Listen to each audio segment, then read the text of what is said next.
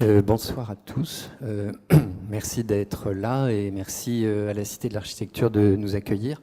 Donc pour ce petit moment passé autour de la parution de ce livre qui s'appelle En présence des livres, 6 points et 6 contrepoints architecturaux et littéraires autour des bibliothèques de Pierre Riboulet, qui est un peu enfin pas l'ultime étape, mais une étape de l'activité qu'a eue l'association Pierre Riboulet, qui s'est créée quelques années après son décès et qui a jusqu'à présent essentiellement consisté en l'organisation de colloques annuels, dont un d'ailleurs s'était tenu ici même, et qui avait toujours pour objectif, pour rester un peu dans l'esprit et de sa réflexion et de son travail, de faire un peu des pas de côté et de mêler des regards à la fois d'architectes et de non-architectes sur différents thèmes qui étaient, nous semblait-il, à l'œuvre dans son travail, histoire de ne pas faire une simple activité d'hommage comme ça, un peu figée,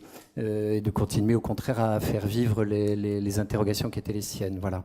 Et cette activité s'est poursuivie pendant quelques années, et puis ça faisait un moment que germait collectivement comme ça l'idée de faire quelque chose d'un peu spécifique sur les bibliothèques, parce que la bibliothèque, je vous apprends rien, n'est pas un lieu anodin, et on a cherché un moyen de poursuivre cette façon de travailler en pas de côté. Et donc c'est de là qu'est venue l'idée de croiser sur chacune des bibliothèques construites par Pierre Riboulet à la fois un regard d'architecte ou de personnes liées à l'espace, scénographe ou d'utilisateurs, puisque par exemple pour la bibliothèque de Limoges, c'est son directeur qui a témoigné, disons, et puis de donner la parole aux écrivains, parce qu'il nous semblait que c'était quand même important de les entendre sur ces lieux-là, qui sont des lieux qu'ils ne fréquentent pas forcément, comme on le verra dans les petits extraits qui vont être lus, mais dont ils savent évidemment que leurs livres y sont présents et en circulation. Voilà. Et donc juste pour célébrer un peu la parution de ce livre, on a voulu organiser cette soirée en conservant toujours cette idée du petit décalage, du petit pas de côté, en conviant donc et Rémi Butler et Marc Armengaud à une conversation sur ces thèmes-là qui sont finalement soulevés par les entretiens, par le livre, et qui apparaissent au fil de la lecture. Et qui est une manière pour nous de confronter, évidemment très amicalement, quelqu'un qui a connu Pierre Riboulet, travaillé avec lui, et quelqu'un qui n'est pas de la même génération ni de la même école, disons. Voilà. Toujours pour continuer à réfléchir ensemble sur ces choses qui nous importent tous. Donc voilà, je laisse la parole à Françoise Arnold, qui est également réalisatrice et éditrice de ce livre, et qui va animer le débat. Et je vous remercie encore de votre présence. Bon, donc je prends la suite brièvement. Je remercie les personnes qui ont contribué au livre, dont je vois quelques-uns dans la salle. Donc merci d'être venus, puis merci d'avoir apporté votre regard qui a nourri ce livre. Donc les deux personnes, je vais les présenter brièvement. Rémi Butler à ma droite, qui est architecte et membre de l'association Pierre Riboulet, qui a travaillé chez Pierre Riboulet dans sa jeunesse. Et qui a contribué au livre en nous livrant son regard sur la bibliothèque, médiathèque de Cergy-Pontoise.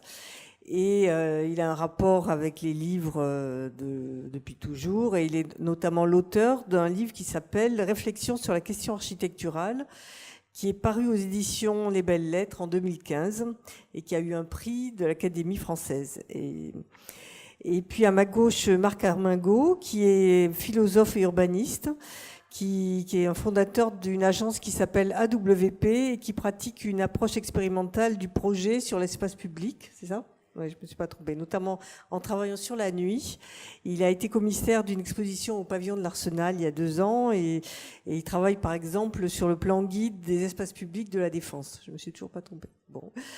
Donc nous, on avait prévu cette soirée, l'intituler Les hommes et les lieux. Donc en quelque sorte, on a choisi de la diviser en 3 thèmes, les hommes, les lieux, puisque les hommes font dans les lieux. Et chaque partie va être introduite par une lecture de Serge Rinco, qui est comédien, et qui va lire des extraits des textes, d'un texte d'un écrivain, l'un de ceux qui figurent dans le livre. Donc Serge, moi je vais pas continuer trop longtemps.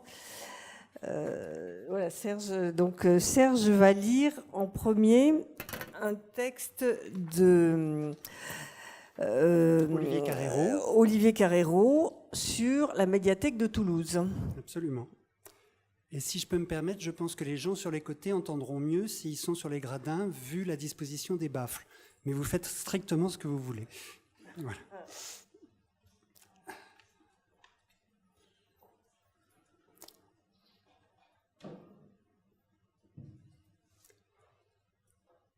Une fine étude menée ici en 2008 par 2 sociologues du CNRS détaille les différentes tactiques adoptées par les corps pour exister et résister dans un écosystème lettré. Très éclairant. Certains rares usagers semblent en parfaite harmonie avec les codes attendus de la bibliothèque. Appelons-les les studieux. Ils se réfugient au plus loin des espaces passants, souvent au dernier étage, le plus noble, celui où souffle l'esprit, philo et psycho, art, littérature. Ils sont penchés sur les livres, RS. Les bibliothécaires, qui les voient comme des doubles, les trouvent reposants. À l'autre bout du spectre, les irréguliers, incapables de maîtriser longtemps leur corde vocale, ce sont moins des jeunes à accompagner que des gamins à rabrouer. Ils obligent le personnel à jouer à contre-emploi le rôle ingrat de flic, cerbère d'un ordre académique rigide, dont la bande-son répéterait en boucle, si l'on me permet, « Ferme ta gueule et ouvre les livres ». Plus subtil, pour vivre heureux à la BU, certains y lisent cachés. Leur silence n'est pourtant pas de tout repos. Mus par un sentiment d'illégitimité, se sachant illettrés de la bibliothèque, étrangers à sa loi, ces discrets préfèrent se tenir à bonne distance des vrais étudiants. Ils se nichent dans les interstices, des box individuels ou en angle plutôt que des box en série ou des tables en open space. Ils rasent les murs, des évadés de l'intérieur. La BU serait ainsi traversée de secrètes lignes de fuite. Autre cas de figure encore, j'en vois qui lisent ici en petits groupes. Un cordon sanitaire semble tendu autour de la table de ces grégaires. À l'intérieur du cercle, il s'agit d'apprendre à se taire ensemble. La règle y tient en 3 décrets. Émulation réciproque, si eux y arrivent, pourquoi pas moi? Allègement, le silence est rendu supportable d'être partagé et de pouvoir être brisé à tout instant, révoqué en blaguant avec les copains. Probation. Dans ce test commun d'effort à l'endurance, l'indice de pénibilité atteste qu'étudier est difficile et donc a du prix. Mérite qu'on s'y consacre à plein temps. CQFD. Je commence à comprendre la raison du malaise ambiant. Qu'on le veuille ou non, règne dans toute bibliothèque universitaire une idée transcendante de la bibliothèque. Elle agit comme un surmoi qui relaie en silence le diktat même de l'université, en délivrant un message subliminal, en quelque façon auto-promotionnel. Venez à la BU pour lire selon les règles, et lisez pour être digne de rester à la BU. À ce prix, vous décrocherez peut-être votre diplôme. C'est donc à peine un paradoxe si on séjourne longtemps à la BU à proportion de ce qu'on y serre les dents, en dépassant ainsi ses limites par tout un ethos de l'astreinte. On cherche à se prouver que c'est la place où il faut être. Par exemple, si l'on veut trouver sa place dans la société. Cela permettrait d'élucider ainsi une dernière énigme. Je note qu'une très grande proportion d'usagers lisent ici des photocopies, souvent importées du dehors. On pourrait alléguer que c'est juste pour pouvoir griffonner dans la marge, surligner le stabilo des manches, ou parce que ces primo-intrants confondent encore une bibliothèque de recherche avec les CDI de leur lycée. Ou encore parce que ces textes tronqués, ces extraits de manuels, ces digests, dispensent de lire les livres complets. Tentative de réduire l'offre de lecture, ici potentiellement infinie, donc angoissante. Mais pourquoi lire ces feuilles volantes justement au milieu des livres ? Me revient alors l'hypothèse astucieuse du philosophe des arts Georges Didier Huberman, hasardant que si les gens se pressent en file moutonnière aux grandes expos parisiennes, Picasso, Velázquez, ce n'est pas tant pour voir les tableaux que pour se faire voir d'eux, pour exister devant les maîtres. Mutatis mutandis, peut-être en va-t-il de même dans les bibliothèques. Il s'agirait moins de lire les livres que de se faire magiquement adouber par eux, puisqu'ils incarnent ici au moins l'idéal de l'existence légitime, ce qu'il faudrait réussir à être pour réussir. Le moyen se ferait alors passer en catémini pour la fin. Tenez-vous sages comme des images, calmes comme des livres. Or, on le sait depuis Pascal, les humains ne peuvent pas tenir en place. Dans une chambre ou une BU, peu importe. A fortiori s'ils sont jeunes, bourrés de vie, d'hormones et d'inquiétudes pour leur avenir. Pas la peine de chercher plus loin les raisons de ce que les anglo-saxons appellent la library anxiety. Toute bibliothèque fait fond sur une guerre froide entre les livres et les gens. Plus précisément, elle a tendance à donner les livres en modèle aux gens. Ce n'est pas leur faciliter la tâche. Merci Serge. Alors quand on a préparé ce débat au sein de l'association, on s'est demandé ce qu'on retenait ensemble du livre. Et en fait, on est tombé d'accord sur 3 thèmes. Et le premier, c'était qu'on a résumé en disant que c'était le silence et la lumière. Voilà. C'était un peu entre le texte que vient de lire Serge et puis ce thème-là.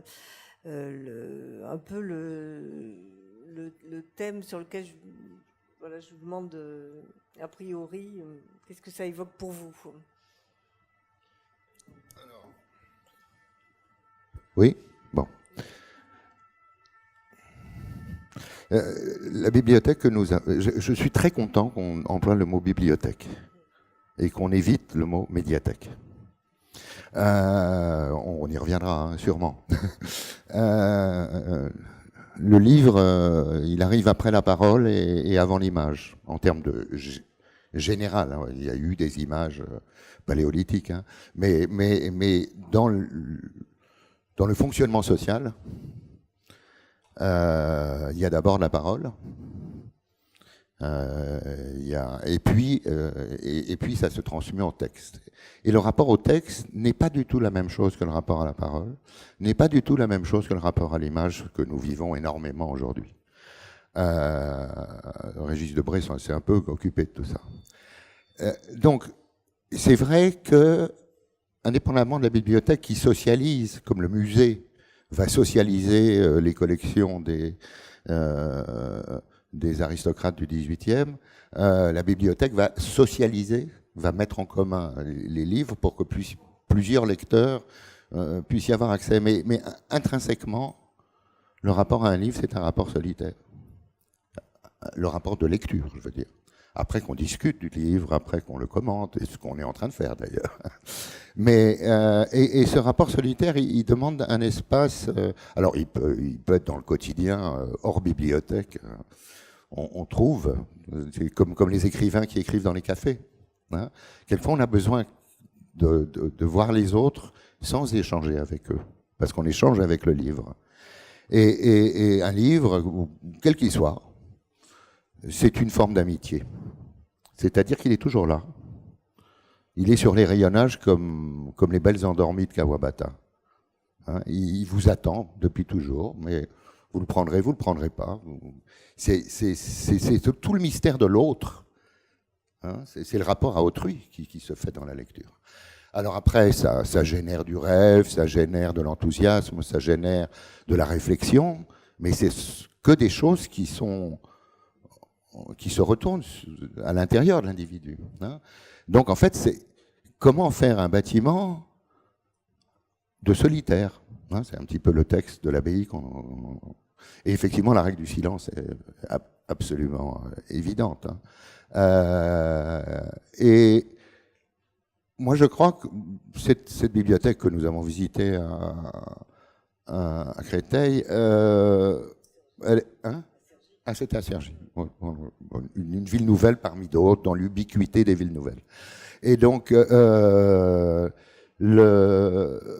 n'y avait pas grand-chose, mais il y avait un rapport du regard du lecteur au livre, à l'éclairement naturel, et pour la plupart des tables qui se trouvaient en périphérie, et j'ai vu que Pierre avait réédité cette disposition dans beaucoup de ses bibliothèques, un regard vers le lointain. Enfin, l'idéal du lecteur, c'est de voir au loin, pas trop près.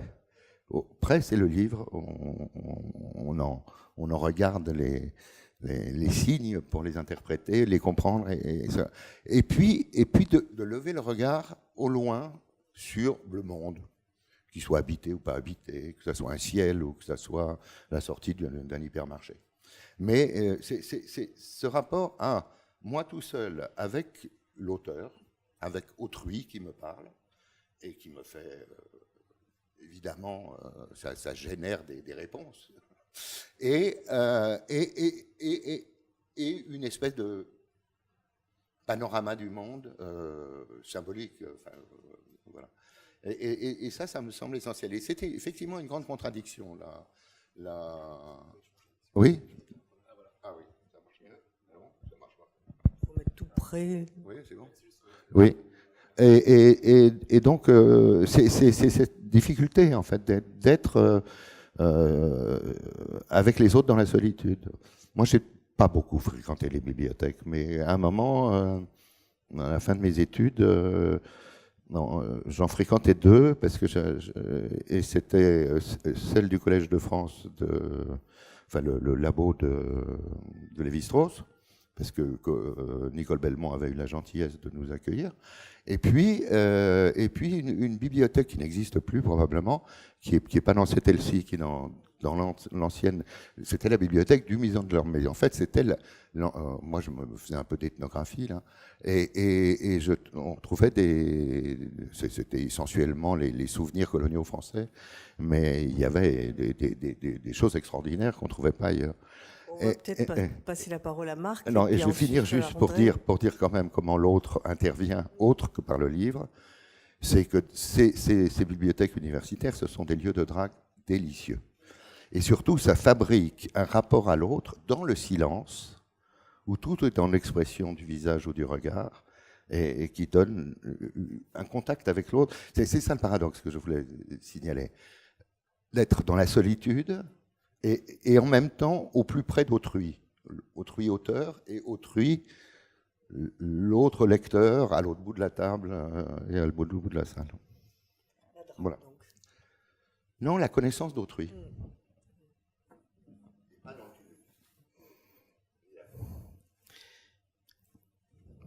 Ça remue des souvenirs quand même là, je pense que... C'est vrai qu'il y avait cette fille à gauche là, enfin bon... moi, je voulais commencer d'une part en vous remerciant parce que je ne suis pas un membre de votre famille, mais je suis très fier de... Maintenant, vous l'êtes de voilà, fait, mais ça on ne vous l'a pas dit. Mais et je vais m'en vanter avec grande fierté. Pour dire que... Bon, je partage complètement ce que vous avez dit et chacun d'ailleurs doit se demander finalement si cette solitude... lui a été bénéfique. Est-ce que c'est vraiment encore le lieu de la lecture ou le lieu de la culture tel qu'il était pensé?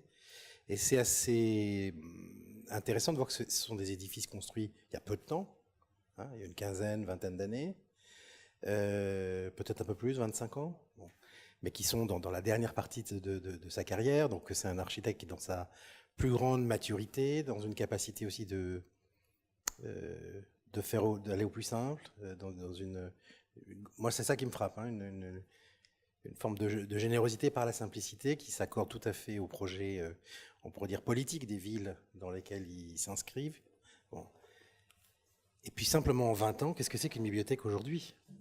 On va éviter le mot médiathèque simplement parce qu'il nous fait rigoler, mais de toute façon, même médiathèque, ça n'existe plus. On a des data centers, on a des centres de ressources, on a des knowledge centers, on a des... Bon.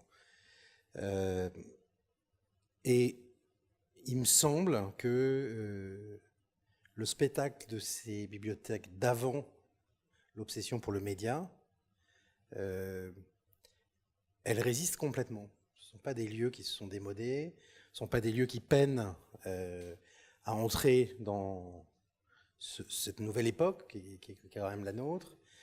Et je me dis que c'est un destin pas si évident que ça. Enfin, je veux dire, tous les musées ont vécu à peu près tous les 10 ans des crises spectaculaires. Certains, comme Beaubourg, de l'afflux, du trop. Certains dont les contenus ont perdu complètement leur public. Enfin, il y a eu des mouvements très importants. Et c'est pour ça que c'était intéressant que votre premier texte soit sur une bibliothèque universitaire, la lecture qu'on a entendue. C'est que, ne serait-ce que par le renouvellement permanent du flot des étudiants, les bibliothèques restent des lieux absolument vivants. On peut même dire que, et je pense que c'est presque préoccupant, enfin, que dans le cadre des villes nouvelles, ou des territoires en tout cas nouvellement urbanisés, ce sont des lieux qui ne connaissent jamais d'échec. On veut volontiers dire que tel théâtre a été mal programmé, que tel cinéma n'avait pas les salles qu'il fallait, etc. Une bibliothèque, c'est une bibliothèque. Il y a autant un besoin de l'espace qu'il propose que de la connaissance à laquelle il donne accès. Donc c'est quand même un petit peu un équipement mystérieux. C'est pas beau de dire équipement, mais on comprend ce que je veux dire. C'est-à-dire que dans une stratégie d'équipement pour une ville, une bibliothèque s'inscrit dans le temps long. Alors c'est pour ça aussi que le rôle de la bibliothèque m'intéresse. Vous parlez de silence, donc c'est un lieu qui va faire vivre la valeur du silence dans une société qui le supporte plus du tout. Et d'ailleurs, je suis sûr que je ne suis pas le seul. Il y a des fois, j'arrive dans une bibliothèque, je regarde à gauche, à droite, et je me rends compte que je ne vais pas être capable de supporter de rester là. Que c'est trop d'astreinte, ce silence. Que ce que je pourrais faire chez moi pendant des heures, de lire un livre, de prendre des notes, ça va avec aller prendre mon café, regarder mon téléphone, et que cette espèce de restriction imposée par un accord commun, tout le monde est d'accord, c'est tacite, hein, on est là pour faire une seule chose, mais c'est tellement pas ce qu'on est en train de devenir. Je m'étonne qu'on n'ait encore que 2 bras. Il va bientôt nous en pousser d'autres, enfin voilà. Et donc, la bibliothèque, c'est un programme qui a une durée de vie que je trouve très intéressant et qui va forcément appeler à des réhabilitations, à des relectures, mais au fond, on voit qu'il y a assez peu de bibliothèques, par exemple, on pourrait dire qu'elles caractérisent les dérives un peu emphatiques de l'architecture des 30 dernières années. On a eu des opéras à vomir, hein, ça bourgeonne de partout, ça dégueule. On voit, non mais il y a un vrai problème de l'équipement culturel qui devient un objet de communication marketing, qui devient l'alibi de tout un tas d'architectures douteuses. Et puis il y a quelque chose autour de la bibliothèque qui est préservé. Et il me semble que cette notion de silence, déjà, elle ne marche que si tout le monde est d'accord. Donc c'est aussi un endroit où on est à l'équilibre. Il n'y a pas beaucoup d'endroits comme ça. Dans le métro, on est à l'équilibre de ne pas s'entretuer. Mais enfin, c'est pas loin, là. Je sens parler dans la file qui mène à l'isoloir.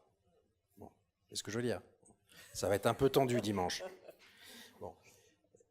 Donc, voilà un endroit qui distribue une espèce de sérénité. Alors, il ne faut pas être complètement angélique. Moi, le nombre de fois où j'ai rencontré des exhibitionnistes à la bibliothèque de Beaubourg, c'est absolument incroyable. J'ai également vu des gens pisser dans les livres. Donc, une bibliothèque n'est pas complètement à l'abri de certaines déviances, mais une fois que c'est vu, c'est vu. Après, on sait que ça risque d'arriver, puis il y a des rayons qu'on évite, quoi. On fait un peu attention. Alors moi, j'ai quand même deux choses à vous raconter concernant les bibliothèques. La première, c'est que je pense que c'est quand même un lieu où on écrit autant qu'on lit. Et puis exactement, on écrit voilà, c'est un lieu de production quand même. On écrit à propos de ce qu'on lit. Je veux dire, vous êtes dans le métro, vous ne pouvez pas le faire, prendre des notes. C'est trop compliqué, votre crayon tombe. Donc là, il y a un écosystème d'intelligence qui est quand même extrêmement beau, qui est très beau en fait. Les gens sont beaux dans les bibliothèques. Voilà. C'est pas pour rien qu'on tombe toujours amoureux de la fille qui est à côté. C'est pas possible, elles sont pas toutes si belles. Mais si. Bon, elle fait semblant de pas remarquer, mais en fait, elle nous a vus aussi. Bon. Alors, deuxième chose que je voulais vous raconter, c'est qu'il y a quand même des bibliothèques plus perverses. Et voilà, quand j'ai passé la grecque de philo, c'était à la bibliothèque de la Sorbonne. Et quand vous passez l'oral, on vous fait plancher pendant, j'ai même oublié, 5 ou 6 heures, au milieu des étudiants qui viennent consulter les bouquins. Imaginez-vous, là, on est en train de se causer, puis il y a un pauvre type au premier rang, lui, il prépare l'examen le plus important de sa vie, il est là, pendant que nous, on fait nos trucs, on bouffe, on se parle. Voilà. Et sur le moment, je l'ai très très mal vécu, c'est-à-dire que j'avais du mal, moi, à me concentrer de façon efficace, j'avais été meilleur à l'écrit. Mais au fond, je trouve ça génial. Qu'on pense qu'une bibliothèque est un endroit suffisamment sacré, par exemple, pour qu'il n'y ait pas de triche. Ah, j'aurais pu avoir un pote à 2 mètres, se serait fait des signes, il m'aurait dit ce qu'il pensait de la philosophie atomiste, je suis sûr que ça aurait marché. Non, il y a ce truc incroyable, donc aussi de coexistence, de choses qui ne sont pas du tout à la même vitesse, à la même intensité. Il y a le gars qui vient en fait pour lire Picsou, il y a celui qui fait une thèse, voilà. Là encore, la société nous spécialise par recherche d'efficacité, pour éviter les conflits aussi, pour savoir où on est. Bon, et là, il y a un endroit où en réalité, si on interroge chaque personne, qu'est-ce que vous faites là ? On va avoir un nombre de réponses qui vont de « je passe le temps »,« je me cache de ma femme », à « effectivement, je prépare ma thèse, j'écris un roman, je fais une recherche sur mes ancêtres », enfin, un espace d'une qualité plurielle incroyable. Et moi, je crois que c'est ça que j'aime le plus dans les bibliothèques. Et c'est ce qui fait que, il me semble que là où les musées n'ont pas très bien résisté à leur transformation, enfin à leur transmutation même vers l'idée de l'Église, un peu le lieu sacré, celui où tout le monde doit aller en procession. Et en tout cas, ça rend difficile de montrer les choses. Pas l'architecture, bien sûr. Ça, c'est aucun problème. Mais enfin, on voit bien que ça fait beaucoup de mal aux artistes d'être exposés dans certaines circonstances. Bon. Et là, on voit que la bibliothèque, elle a cette dimension de sacré, mais c'est un sacré intériorisé, c'est un sacré muet. Bien sûr, il y a de temps en temps un type qui s'énerve parce qu'il y a des gosses qui courent dans le couloir. Mais enfin, au fond, c'est l'espace où il y a des gens assis par terre, celui qui dort, celui qui lit ses mails, voilà. Et que on en vient à se demander si c'est pas un espace idéal, un espace de société qui a beaucoup plus de qualité que beaucoup d'espaces publics, qui seraient censés justement être ceux qui accueillent toute cette diversité. La socialisation serait d'autant meilleure que les gens ne se parlent pas. Hein. Bah, si vous voulez vraiment parler à quelqu'un, c'est possible. Ouais. Non, mais c'est ce silence qui est nécessaire à la lecture, sinon on n'y arrive pas. Enfin, si vous avez quelqu'un qui vous bogue dans les oreilles, vous ne pouvez pas vous lire sérieusement, même quelque chose de pas sérieux. Mais du coup, c'est ça qui sacralise l'écrit. Mais c'est vrai que moi, le fond de ma pensée, c'est que les livres sont en désuétude, malgré tout, même si on publie beaucoup. Hein. Mais les livres sont un peu en désuétude par rapport à d'autres modèles de communication et par rapport à d'autres médias. Mais la lecture n'est pas interchangeable avec visionner une vidéo, avec écouter une musique, etc. Parce que justement, pour que le contact se fasse, il faut ce silence, cette autonomie, cette individuation. On pourrait dire la même chose du musée. Et là où le modèle bibliothèque est en cause, c'est quand on veut pouvoir accueillir, ça a été l'expérience de Beaubourg, quand on veut accueillir des publics extrêmement importants. Et à part l'expérience de Beaubourg, ça s'est peut-être fait en micro ensuite, mais il y a eu cette volonté d'ouvrir un public qui ne lisait pas et qui n'avait pas envie de lire. D'ailleurs, la BPI, ça a été la première bibliothèque publique de BD. Et les gens venaient lire des BD, plutôt couchés qu'assis. Et c'était très bien pour les lecteurs de BD. Je ne néglige pas du tout ce qui est en train de devenir cet art, mais c'est pas ça la lecture. Et en fait, il y a un idéal de solitude dans cette sacralité ou cette hétérotopie dont tu parles. Et cet idéal de solitude, comment on le compose avec le nombreux? Bon, je vous propose qu'on passe au deuxième texte. En fait, Serge, on avait organisé la soirée en trois thèmes. Il me semble que le troisième thème viendrait mieux maintenant. Tu te sens pas de changer? Absolument pas. Parce que non, tu te sens pas. Donc on va. Non, je suis puisque là, je vois que le débat s'orientait vers l'usage, qui est un peu qui est quand même au centre du livre. Et le troisième texte qu'on avait choisi et le troisième thème était autour de ces questions d'usage et autour de ces questions du troisième lieu, qui est une notion qui est vraiment apparue en faisant ce travail, en visitant les bibliothèques, médiathèques, et où il y a tout ce, comme disait Marc Armingaud, effectivement, on en est loin maintenant. Il y a les learning centers, il y a et tous les noms que vous avez cités qui me reviennent plus là, mais donc le rapport à la solitude est un peu questionné par les nouvelles méthodes d'acquisition du savoir abolies, oui. Et pourtant, j'ai visité des bibliothèques où c'était encore très tranquille malgré tout ça. La bibliothèque de Limoges, qui est un très grand espace vide, enfin ouvert, le directeur disait qu'effectivement, ils avaient tout un travail pour réguler le niveau sonore, pour que ce soit pas trop, parce que dans ces nouvelles méthodes d'acquisition du savoir, les jeunes doivent se regrouper et travailler sur des thèmes et donc beaucoup échanger. Donc la bibliothèque change radicalement je sais pas comment on pourrait dire ça, de rapport à l'autre et de rapport au silence. Donc l'extrait qu'on avait choisi, qui est celui sur la bibliothèque de Saint-Denis, qui est un texte d'Olivia Rosenthal, vraiment met la question de l'usage et du regard d'un écrivain au centre de la question. Ces drôles d'expressions écrites au-dessus de la D29, ça me chatouille les méninges. Alors je me dirige vers l'entrée pour voir. Pas de portique, pas de regard, pas de fouille, pas de rayon X.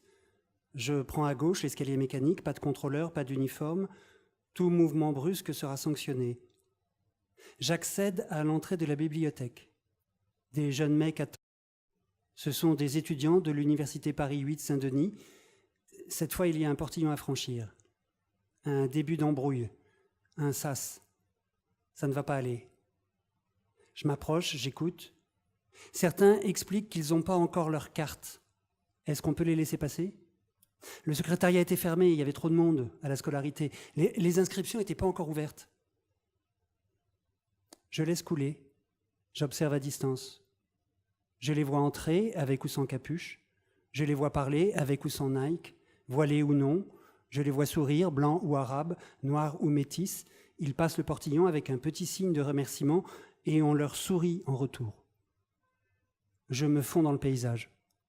J'ai une capuche comme eux, je suis noir comme eux, je suis musulman comme eux, je suis blanc comme eux, je suis une femme comme eux, je suis un étudiant comme eux, je fais pareil, je dis pareil, je prends le même air désemparé, j'ai beau venir de la cité, j'explique que je n'ai pas la carte. Le portillon s'ouvre. Je marche dans le hall, accès libre. La lumière traverse les baies vitrées, de tous les côtés partent des escaliers et des salles. J'en choisis une au hasard, la salle brune.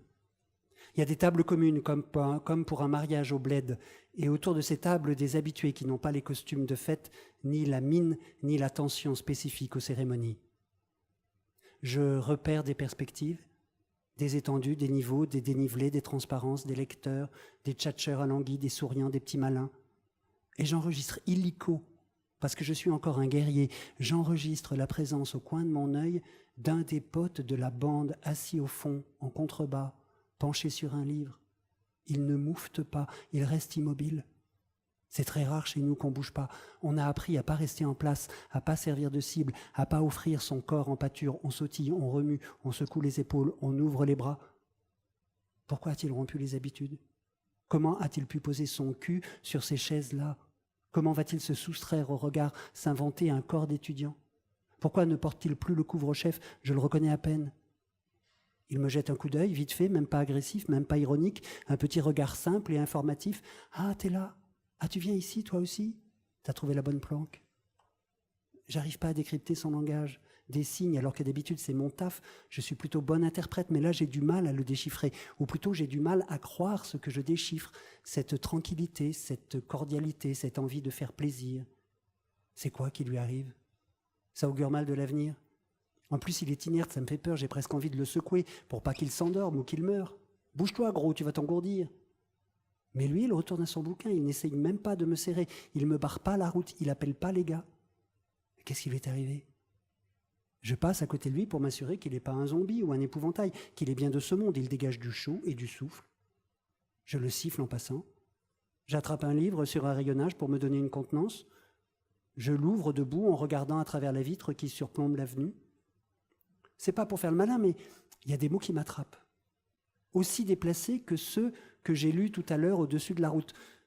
Je poursuis la lecture comme si j'étais le bohémien du livre, ce vagabond, cet errant qui s'en va, les poings dans ses poches crevées. Ce rhum dont la culotte avait un large trou, et à force de relire le même texte, je me familiarise avec le personnage. C'est un ahuri, un bâtard, un imbécile, un heureux. Je recommence son histoire. Il a vraiment l'air de se foutre de tout. Il ne se demande pas ce que les autres pensent et ce qu'il prépare. Non, il est direct dans les étoiles. Et moi, c'est comme ça que j'aimerais devenir. Parce qu'alors, il n'y aurait plus cette pression que je sens sur ma nuque, surtout quand j'ai fait une grosse connerie, et j'en ai fait une. Il n'y aurait pas les autres dans mon dos avec leurs rumeurs. Personne ne viendrait m'emmerder. Je pourrais prendre du bon temps et me relâcher. Mais je ne dois pas me laisser aller parce qu'au fond, je ne sais pas si cet endroit est sûr. Je fais le guet. Je tourne la tête droite-gauche comme une grive. J'hésite. J'ai pas envie de paraître ridicule. Ici, ils sont tous plongés dans des histoires écrites, ou alors ils chuchotent, ou alors ils ont des écouteurs aux oreilles, ou alors ils vont vers le comptoir à l'entrée et ils causent aux dames assises derrière.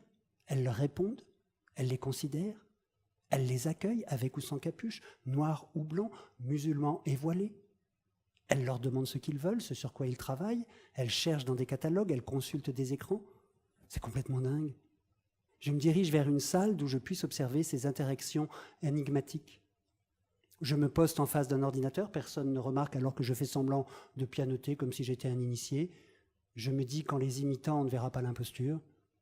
J'essaye la stratégie camouflage. Il y a plein d'animaux qui utilisent cette technique pour échapper à leur ennemi. Je fais comme eux. Je me glisse dans la peau d'un étudiant et même si ça me semble invraisemblable, même si j'ai l'impression d'être un très mauvais acteur dans cet environnement doux et lumineux avec plein de murmures, j'ai l'attitude, j'ai le regard, j'ai le livre à la main. Je vais au comptoir central, je demande si je peux avoir des infos sur l'auteur. J'en obtiens. On me renseigne. Je demande s'il y a dans d'autres livres, d'autres bohémiens, moitié idiots et traîne savate, un peu dans le goût de celui-là. On cherche pour moi. On fouille pour moi. On regarde des écrans pour moi. Moi aussi, je suis accueilli. Finalement, je vais m'installer quelque part et attendre tous les livres de tous les bohémiens de la Terre. C'est une posture et un objectif à court terme qui me conviennent. C'est un lieu qui me convient. Pas d'uniforme en vue, pas de flicaille, pas de chasseur, pas de gibier, pas de vagues. Personne ne m'appelle ou me tutoie ou m'injurie ou me traite de petit nègre à sa mère.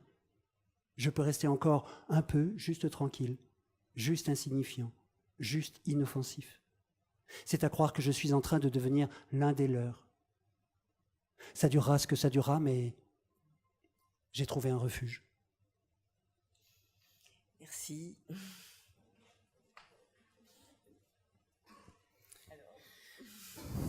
Moi, je peux raconter quelque chose que je ne sais pas si beaucoup de gens ont observé de près, mais il y a dans toutes les bibliothèques aujourd'hui des gens qui lisent pour écrire et pour écrire des chansons. Donc il y a énormément d'aspirants rappeurs dans les bibliothèques aujourd'hui, mais énormément. C'est des rappeurs. Hein. Parce que les préjugés nous accompagnent, parce que c'est votre voisin qui tape du pied et qui essaye des rimes, parce que on parle avec lui en allant fumer une cigarette, parce qu'au fond, ce que décrit ce texte, on pourrait le dire de l'autre côté, c'est celui qui se croit être le visiteur attendu de la bibliothèque et qui va découvrir qu'il y en a d'autres qui sont moins attendus, par lui en tout cas, et avec qui il va être assez simple de discuter. Et en fait, si on sort de la mythologie un peu à la Dickens, que nous servent parfois des slammers ou des chanteurs de rap, il y a quand même trop de ces personnages-là qui le disent. Donc au fond, c'est quand même un récit qui doit jouer un rôle dans leur formation, qui est la capacité de créer sa voix, sa parole, son texte, son registre. Donc moi, je crois que ça a joué un rôle énorme, parce que ça rentre dans leur parole après. Et puis ça rentre dans les commentaires qu'ils font de leur disque, enfin, etc. Donc finalement, la bibliothèque comme un lieu stable, comme je disais avant, mais dont un certain nombre des visiteurs sont complètement différents, ont des objectifs différents. On y vient aussi pour lire des textes sacrés, on y vient pour entretenir son rapport personnel au livre. Donc il y a autant de rapports personnels qu'il y a, il y a de lecteurs. Voilà. Et je pense que, comme toujours, le rapport à la banlieue fait qu'on est toujours au bord du stéréotype, mais que ces stéréotypes, ils décrivent au fond le rapport un peu caricatural que chacun entretient au livre dans ce type d'endroit. Et moi, c'est pour ça que j'aime beaucoup ces projets que vous avez rassemblés dans ce livre. C'est parce que ce sont des lieux qui sont pratiquement les seules adresses non marchandes, d'espaces qui ont été créés d'un seul coup, ou les seules adresses que les gens ont en commun, c'est le McDo, le Auchan, etc. Et donc là, il y a quand même un endroit qui n'est pas l'endroit de tout le monde, il ne faut pas se raconter d'histoire, en tout cas pas tout le temps et pas à tout âge, mais dans lequel il y a sûrement des segments de vie entiers où on y va tous les jours. Et je ne sais pas combien d'entre vous continuent à aller à la bibliothèque. Moi, j'y vais beaucoup moins, j'y vais complètement autrement. Et je voulais juste dire une chose avant de te repasser la parole, qui était que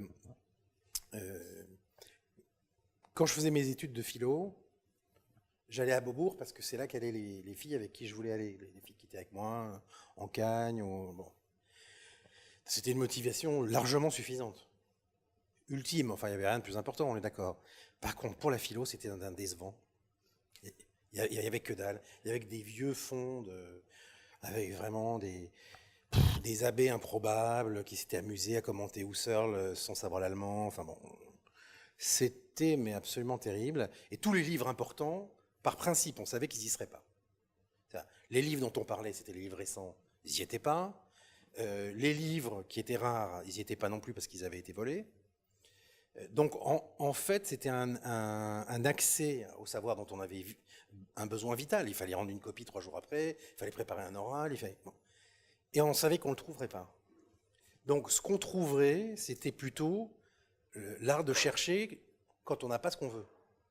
Et donc on perd un temps fou, on prend 20 bouquins, dont 19 sont absolument impossibles. Dans le 20e, il y a une ressource. Il y a un trou c'est le terrier d'Alice. Si on se laisse tomber dedans, là on va trouver qui vous tiendra toute votre vie.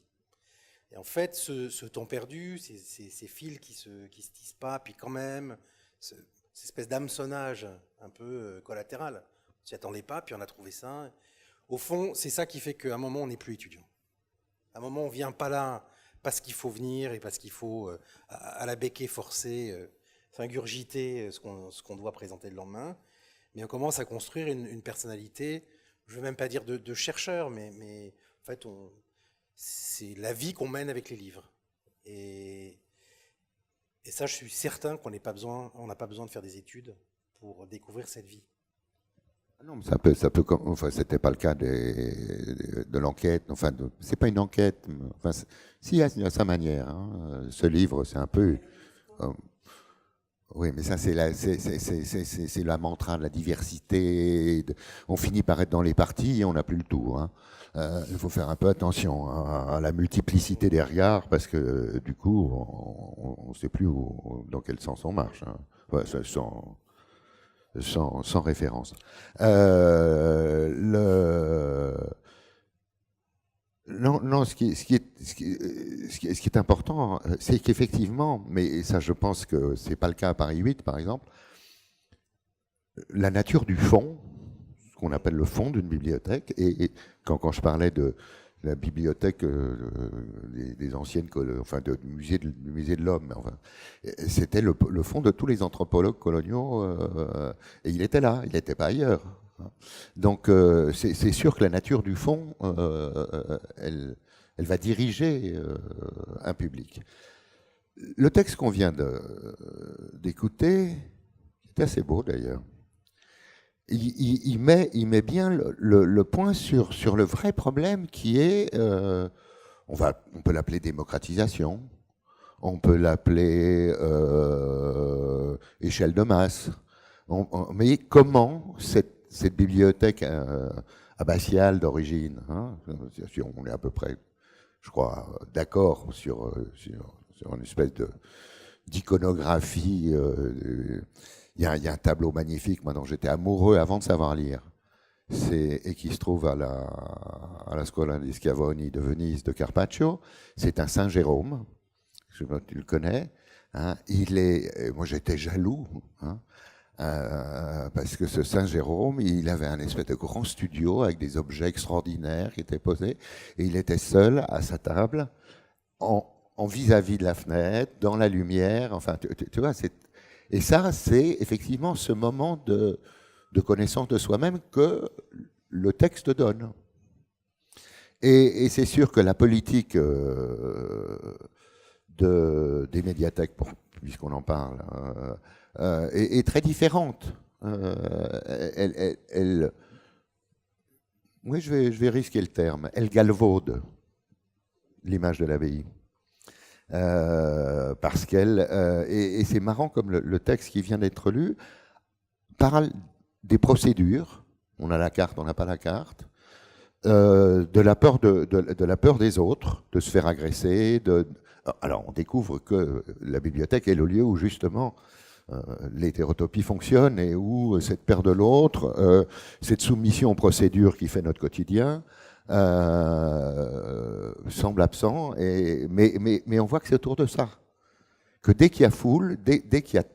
Et surtout par rapport à cette exigence de silence, relative de silence pour pouvoir échanger avec le texte, alors que échanger avec une image, d'abord, je ne sais pas si on échange avec une image. Enfin, il est évident que quand on voit des images défiler, ça fait aussi réfléchir et ça fait aussi penser. Mais ce n'est pas du tout les mêmes mécanismes. Quand ça va d'image à image, que quand ça va de mot à mot,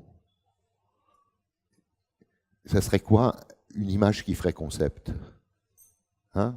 Il n'y a bien que les mots qui font concept. Non, enfin, qu'est-ce que je suis en train de faire?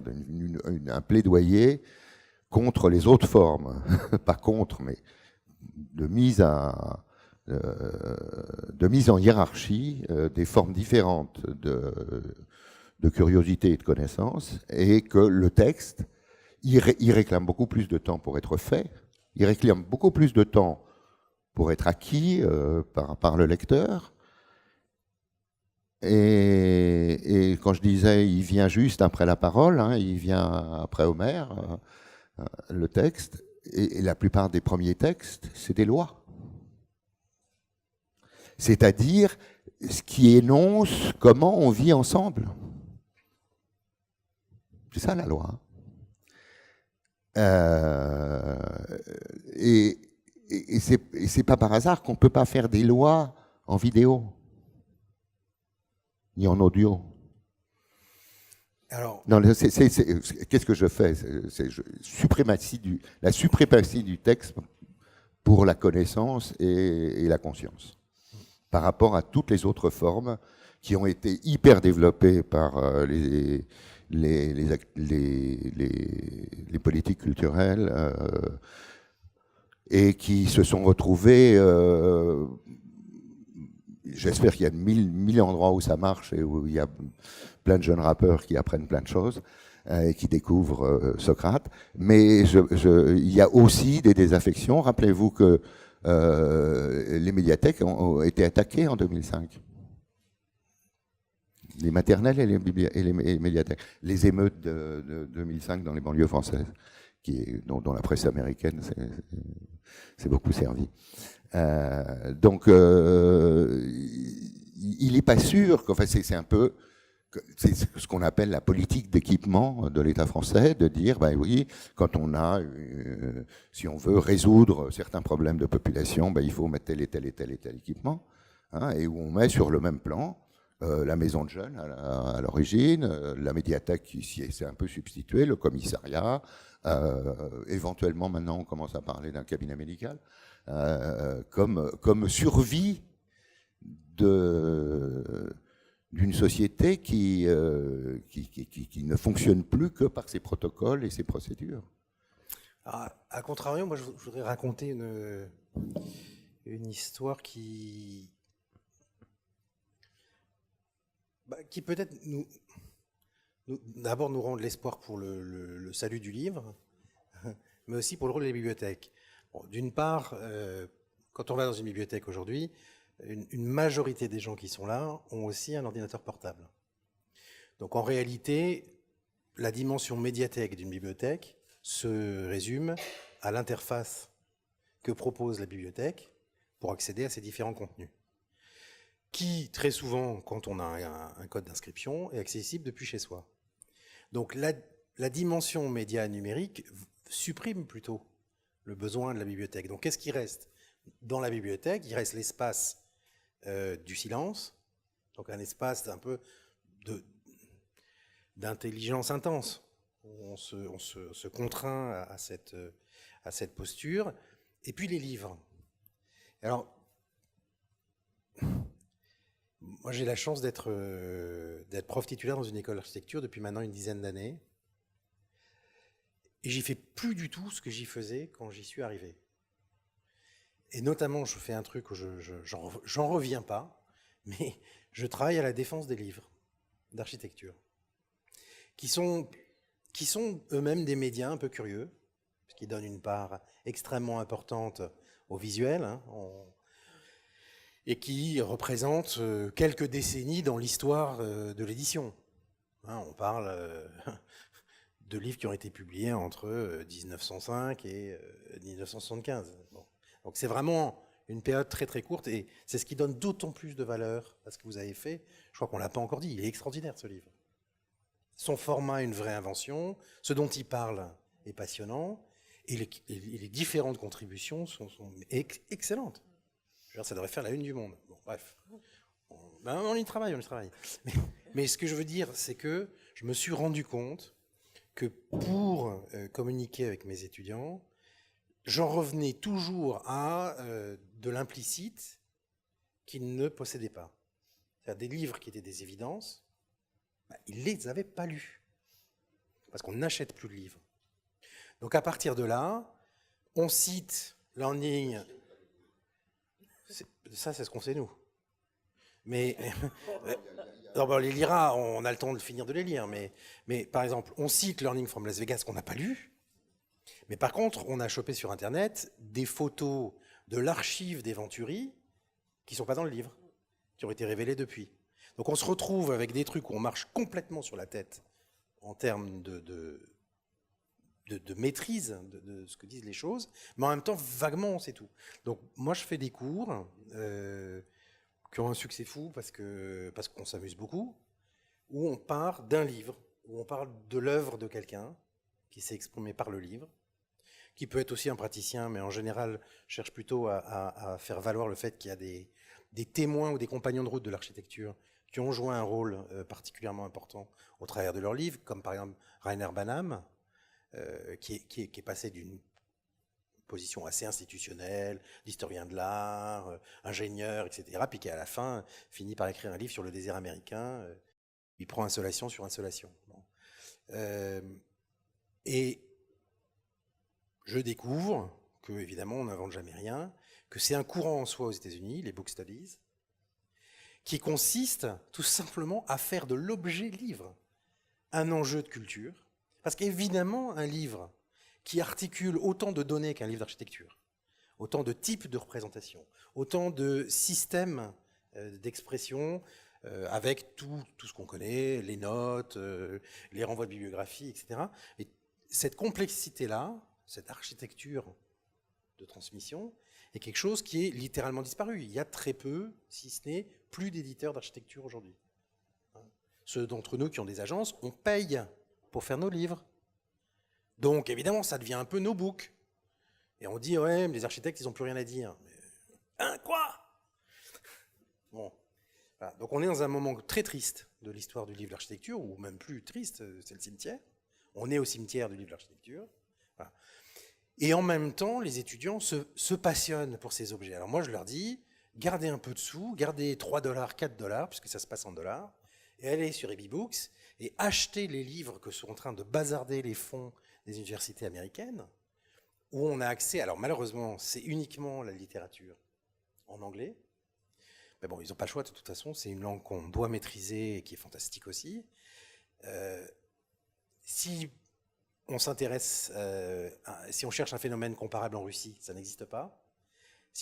Et on se rend compte de la puissance des universités américaines, depuis 80 ans, à éditer sans cesse, sans relâche, sur tous les sujets, avec des gens du monde entier. Voilà. Et donc, moi je serais tenté de dire, si les médiathèques sont devenues obsolètes 10 ans après leur création, puisqu'au fond, la gestion du média se passe ailleurs maintenant, ça a été une fausse forme, quoi. On a créé un port pour des bateaux qui n'existent plus, quoi.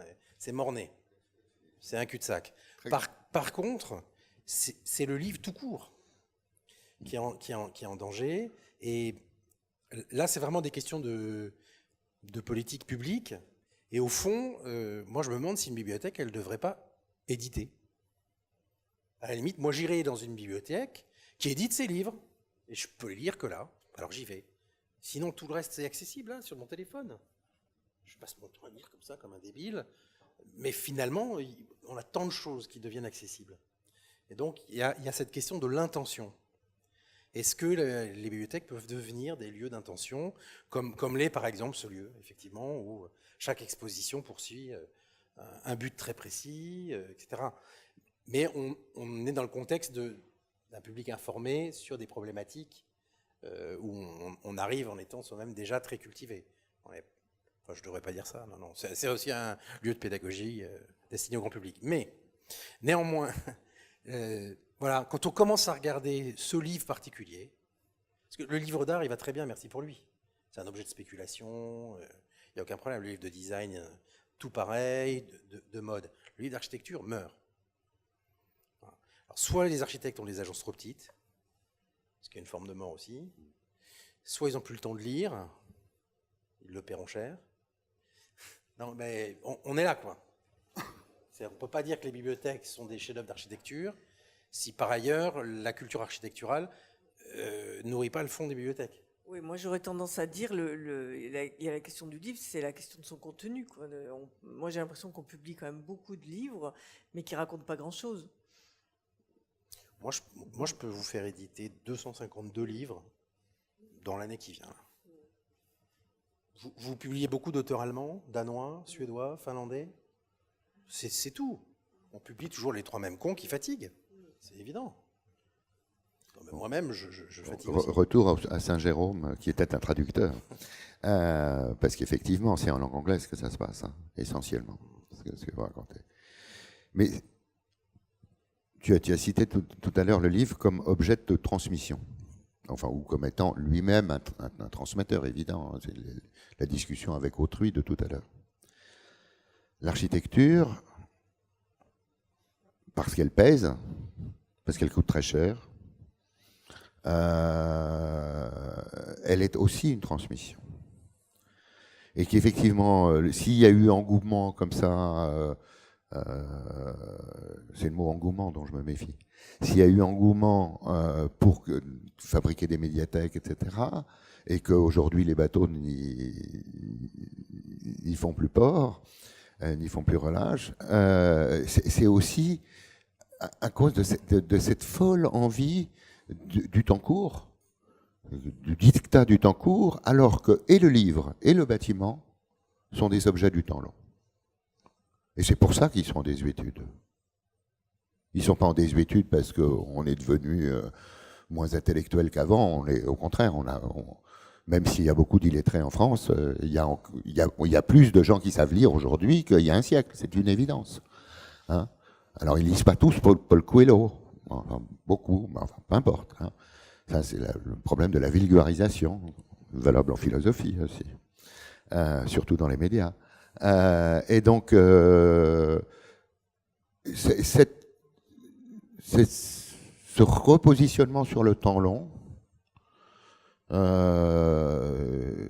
qui revaloriserait de la même manière les musées, qui sont aujourd'hui des lieux où on se montre, où on fait posture, comme le texte le disait très bien, et où on ne regarde plus du tout les tableaux. Et de toute façon, on ne peut plus les regarder, parce qu'il y a tellement de personnes entre vous et le tableau que moi, malheureusement, je ne fréquente plus les musées depuis un certain nombre d'années. Sauf en province, un dimanche matin à Avignon. Alors là, on est tout seul, justement, dans le silence, en face de la Pietà. Alors là, bon, mais ça, c'est un coup de peau, hein, parce que si vous allez aux offices, il faut faire la queue comme pour aller à l'aéroport. Enfin, non, mais il faut revaloriser ou remettre en avant, ou plutôt, non, parce que ça se fera normalement avec du bon sens, la revalorisation du temps long. Mais il faut combattre les engouements du temps court. Il faut arrêter de courir après chaque nouveauté, chaque iPhone numéro 7, 14, 28, enfin, on est comme des ratons laveurs là, à courir dans la niche, et du coup, on ne prend pas ce fameux moment abbatial où on se confronte avec quelqu'un qui a écrit un texte dont on ne sait pas qui c'est, ou on sait peut-être, mais il y a 3, 4 générations. Alors, si c'est les atomistes grecs, là, ça fait 25 siècles. Voilà. Et je pense que l'engouement du temps court est extrêmement pervers et mortifère. Bon, je vous propose qu'on passe au 3e thème qui parle du bâtiment dans la ville, et qui va être introduit donc par une lecture de Serge. C'est un texte qu'a écrit Mathieu Riboulet sur la médiathèque d'Antibes.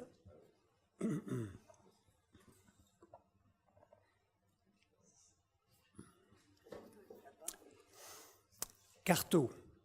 Les garde-fous des balcons en plexiglas orangé, ou bleu, ou gris, voire ocre. En plexiglas, vous imaginez? C'est d'une laideur révoltante. Et tous les immeubles qui les arborent fièrement, ou plutôt les arboraient fièrement quand ils étaient jeunes et beaux, fringants dans les années 70, quand ils étaient le nec plus ultra du signe extérieur de modernité, et qui maintenant ne tentent même plus de cacher à quel point ils ont mal vieilli, tous les immeubles qui les arborent, dis-je, sont miteux, chancelants, ne prennent pas la peine de dissimuler leur décrépitude, leur laisser aller, leur allure de gloire sur leur retour, ils l'exhibent même. Sans le savoir, bien sûr, en s'offrant au regard tout bariolé de panonceaux à vendre, siglés des diverses agences de la ville. J'aurais mieux fait de ne pas lever le nez du trottoir, mais je ne peux pas m'en empêcher. Il fallait que je voie un peu à quoi ressemble ce quartier, parce que je fais le malin, mais tant qu'à y être, autant faire les choses correctement. Voir comment ça s'inscrit, un bâtiment neuf dans un quartier ancien. Quelle place on lui a laissé, et comment il s'en débrouille. Alors je fais un tour avant d'entrer consciencieusement, et en réalité tout ça a des airs de retape fatigué.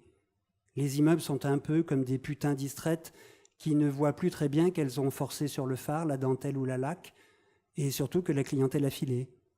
Plus un soldat a reluqué derrière le plexiglas. Et Dieu n'a pas meilleure mine que les putains d'ailleurs. Ces deux piliers de la société ont du plomb dans l'aile parce que la seule chose qui parvienne à peu près à s'extraire de ce bourbier urbain déprimant pour s'offrir à la vue sans être froissé, perturbé, engoncé dans la densité du tissu, c'est l'église du Sacré-Cœur. Typique fin 60, début 70, due à Maurice Horry sur une idée originale de son premier curé débarquant d'Algérie, où il avait évangélisé tous azimuts du temps où la Méditerranée traversait la France, lequel voulait bâtir une chapelle du souvenir pour les rapatriés d'Afrique du Nord, qui a eu son heure de gloire, elle aussi, a dû se vouloir belle et fière pour attirer la clientèle, a même dû choquer les esprits les plus repliés, Dieu n'en manque pas, par son modernisme ostensible. Mais aujourd'hui, n'essaie plus de se farder, denteler ou laquer. Décrépite et molle, elle a des airs de hangar à croyances abandonnés sur un terrain vague où poussent quelques brindilles. Voilà où on en est. On ne peut pas dire que ce soit très brillant. Tous ces espoirs qu'on a portés ensemble au cœur des 30 Glorieuses, que tous ces architectes ont placés dans des projets trop fins pour la dureté des temps, désormais illisibles, détruits ou fatigués au point qu'on ne les reconnaît plus. C'est encore pire que ce que j'imaginais. En réalité, tout ça, ce bout de ville, ce quartier, cette texture urbaine qui efface la présence de la mer et effacerait aussi, si elle le pouvait, le bleu du ciel, tout ça qui est à vendre se retrouve à l'encan. Tout ça pue la décolonisation à plein nez. C'est à peine respirable. Et pourtant, il faut vivre. Quinto. Ça ne s'arrête pas aux choses, évidemment. Il y a aussi le nom des choses. Et alors là, le rapide coup d'œil que je jette autour de moi ne fait que confirmer les hypothèses. Tous ces immeubles du temps de leur splendeur se sont parés de noms pompeux, du genre résidence des 5 continents, avec son bâtiment Océanie et son bâtiment Asie, dont les irregardables garde-fous en plexiglas donnent sur la rue des lits militaires. Vous y croyez, vous, à un nom pareil ? Rue des lits militaires. Voilà que ça revient, les soldats et les putains, pas moyen d'en sortir. Et j'avoue que je n'ai pas inventorié toute la résidence, mais enfin, je n'ai pas vu le bâtiment Afrique. Peut-être sur la cour, côté impensé. Bref, en tout cas, de quel côté qu'on y parvienne à cette bibliothèque, on tombe dessus d'un coup, au débouché d'une rue, on lève le nez, l'œil ne peut pas en faire le tour, en apprécier l'étendue, elle s'est insérée dans le lacis serré, à part peut-être du côté de l'entrée où je finis par arriver parce qu'il va bien falloir que j'y entre. Là, on respire un peu mieux.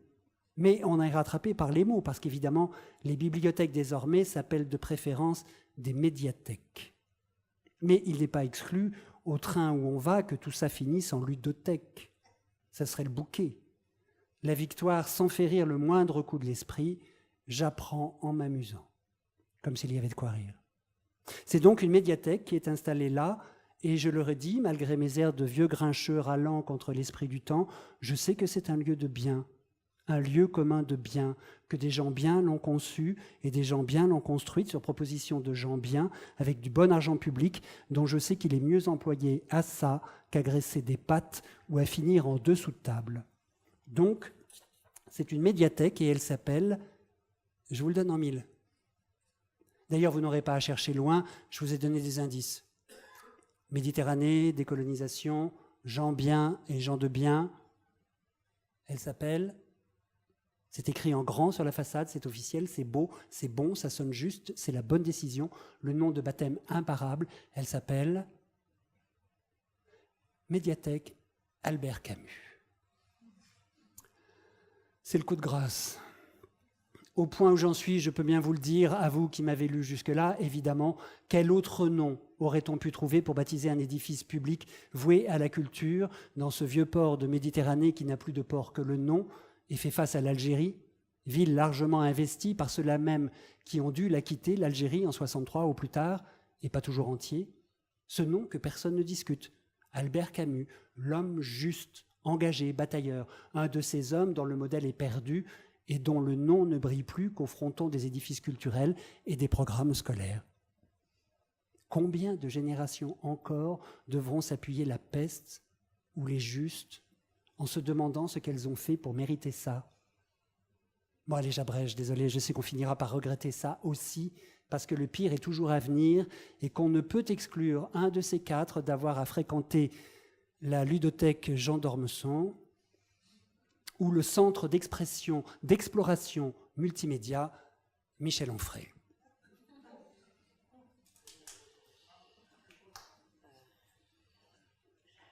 Voilà, c'était la vision de Mathieu Riboulet sur l'univers chaotique qui entoure la médiathèque d'Antibes. Mais à contrario, on s'est rendu compte que ce n'était pas toujours des univers chaotiques et que la médiathèque pouvait au contraire jouer un rôle urbain très important. On avait fait avec l'association une recherche sur le Grand Paris et des nouvelles bibliothèques, et on avait vu au contraire le lien social qui est à l'intérieur pouvait se retrouver aussi dans la localisation urbaine et dans la structuration urbaine qui était attendue. Voilà. Moi, j'ai quelque chose à dire qui est mais j'espérais que vous soyez partis, en fait, mais je vais le dire quand même.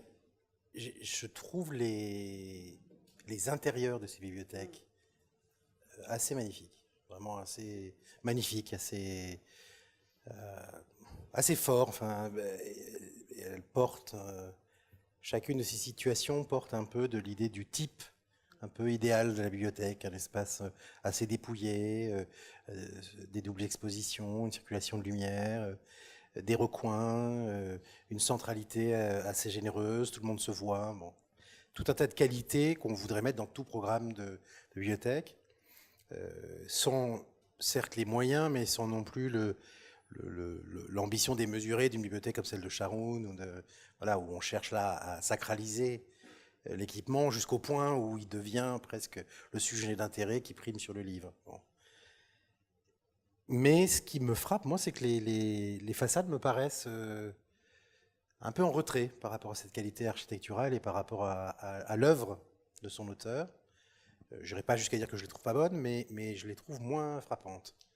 Et je me demande pourquoi. En même temps, je trouve ça bien joué. Parce qu'on est dans des contextes de villes qui sont en train de s'inventer, de se réinventer, et qu'il y a une sorte de modestie qu'il faut quand même ramener aux moyens aussi qui ont été mis pour construire. On n'est pas en train de faire la très grande bibliothèque, là. On est en train de faire des équipements de proximité ou des équipements dédiés à des campus dans une période où on commence à compter ses sous. Voilà. Et donc j'ai l'impression qu'il y a une sorte de refus de mélanger l'intérieur et l'extérieur, d'être dans des langages différents. Alors est-ce que là il y a des gens qui connaissent l'agence peut-être, qui pourraient dire que c'était peut-être d'autres gens qui dessinaient les façades que ceux qui pensaient ces circulations? Non, pas dans la division du travail, l'intellectuel du travail dont Riboulet était extrêmement conscient. Non, il assumait la direction de l'ensemble. Mais je trouve que pour autant, ta remarque est très juste. Je me l'étais pas faite. Enfin, on se l'était faite en visitant parce qu'on s'était dit au départ, quand on voit le dedans, on voit qu'après avoir vu le dehors, et le dehors était effectivement très peu signifiant. Mais du coup, il avait beaucoup de mal à courir le danger de l'obsolescence que signale Mathieu dans son texte à propos des balcons en plexiglas, de cet effet de mode du temps court dont on parlait tout à l'heure. Et au fond, l'architecture c'est de l'espace, on est d'accord. Mais qu'est-ce qu'elle gère? Qu'est-ce qui gère cet espace? Qu'est-ce qu'il énonce? Il n'énonce pas sur l'espace, ou très peu, ou dans des discours entre architectes qui sacralisent ou qui fétichisent certaines notions à certains moments. Non, le bâtiment, comme transmission, je le disais tout à l'heure, il parle essentiellement du temps. Et effectivement, on a noté une forme de sacralité, une forme d'hétérotopie de la bibliothèque. Et on parle bien de l'intérieur, là. c'est un équipement culturel ou social, ça dépend comment on le regarde. Il est manié politiquement, on en a parlé. Hein, il a été manié politiquement à certains moments. Et il continuera de l'être probablement. Mais je ne sais pas si on fait du lien social dans les bibliothèques. Hein. Je pense que c'est pas le premier souci. Mais il a pas besoin de s'afficher sur la ville. Il a besoin d'être reconnu, d'être trouvé, évidemment. Mais l'enjeu de représentation ou l'enjeu de communication, il se fait entre le livre et le lecteur. C'est un love hotel, tu vois, au fond. C'est un endroit où on va pour être seul avec quelqu'un d'autre, en l'occurrence un livre, tu vois. Mais et c'est le dedans qui le règle. Effectivement, on l'avait noté. Il y a eu très très peu de moyens mis en œuvre pour le bâtiment lui-même. En revanche, le mobilier, l'agencement avaient été extrêmement soignés. Et je pense qu'une bonne bibliothèque, comme bâtiment, elle devrait être intemporelle. Enfin, c'est probablement cette modestie, cette discrétion qui ont été recherchées. Riboulet travaillait énormément ses façades. Et selon des codes de l'ancienne école des Beaux-Arts, mais il était obligé de tuer, de taire, hein, le sens de la proportion, il connaissait tout ça par cœur.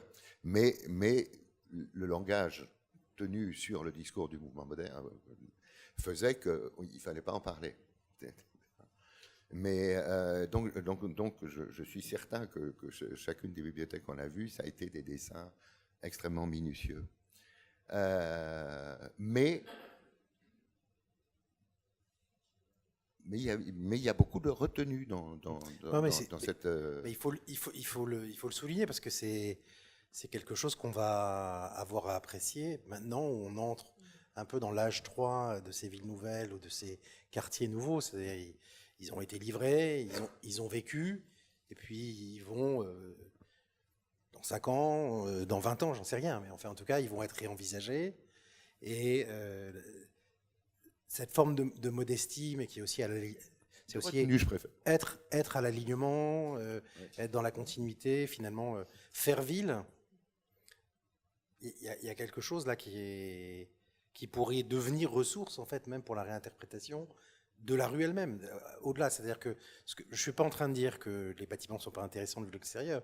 Je dis que j'ai été surpris, venant quand même d'un maître de l'écriture, notamment des façades, moi de les trouver assez humbles et peut-être moins frappantes quand même que les intérieurs. Mais après coup, je pense que le fait de dire que ce sont des architectures de l'intériorité, c'est quand même très fort. Et c'est quand même exactement le contraire, par exemple, dans le très célèbre bâtiment de Sanin à Lausanne, le Learning Center, le Rolex Learning Center. Non seulement tout est à vue de l'extérieur, mais le toit est même percé pour qu'on le voit depuis la dalle qui est au-dessus. Et c'est un bâtiment qui est absolument exceptionnel comme prouesse architecturale, mais au plan urbain, il est tellement con que ça fait mal aux cheveux. Quand on y est, c'est une énorme déception. On voit en fait un gâteau posé à côté d'un autre gâteau. Ça n'a aucun intérêt au plan urbain. Mais vraiment, enfin, c'est même le contraire de l'intérêt. C'est-à-dire que c'est vraiment pas très intelligent. Donc c'est ça que je voudrais souligner. C'est plutôt que, au fond, il y a des bâtiments qui se jouent contre la ville ou qui refusent de porter la ville avec eux. Et puis il y a ceux qui forcent presque la ville à se sédimenter autour d'eux. C'est probablement très lié, enfin, sauf Antibes en tout cas, au contexte de ville nouvelle souvent, où tout se fait en même temps, où donc on ne peut pas s'appuyer sur un autre qui est le contexte, parce que le contexte il est en mutation dans l'agence d'à côté, et donc ça crée ça. Mais je ne suis pas du tout d'accord sur le terme de humble. D'abord parce que Pierre Riboulet était quelqu'un de monstrueusement orgueilleux, mais d'une immense modestie, d'une immense mesure. Et effectivement, l'écriture des façades, l'écriture, le dialogue organisé de l'édifice à la ville est fait avec énormément de retenue. La retenue, c'est pas l'humilité. C'était au contraire l'idée qu'on est au-delà du moment de sa construction. C'est un vieux rêve que les transhumanistes sont en train de dévoyer de manière lamentable, mais c'est que cette transmission, eh ben, elle soit à l'échelle de l'humanité, elle soit à l'échelle de plusieurs générations. Alors, en termes de gamme, moi, je ne suis pas un programmiste, mais il y a des gammes de bibliothèques. Hein. Il y a des bibliothèques d'échelle nationale et internationale.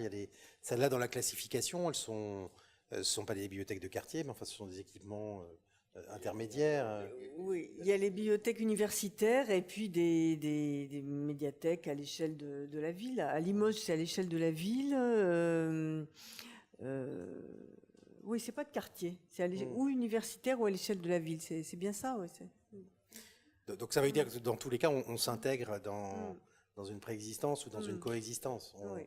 On ne joue pas l'effet de campus où on est hyper déclaratif. Oui. Non, mais il y a celle de Créteil, par exemple, qu'on a visitée avec Adeline Rispal, mais qui quand même est un peu sèche de l'extérieur. C'est l'expérience qu'on a eue avec Rémi en visitant celle de Cergy, mais celle de Créteil est encore plus retenue, comme tu dis. Je ne sais pas si tu veux prendre la parole.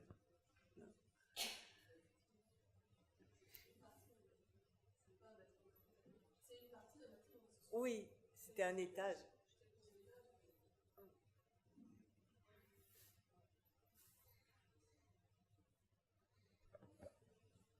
Alors, moi, je voudrais juste dire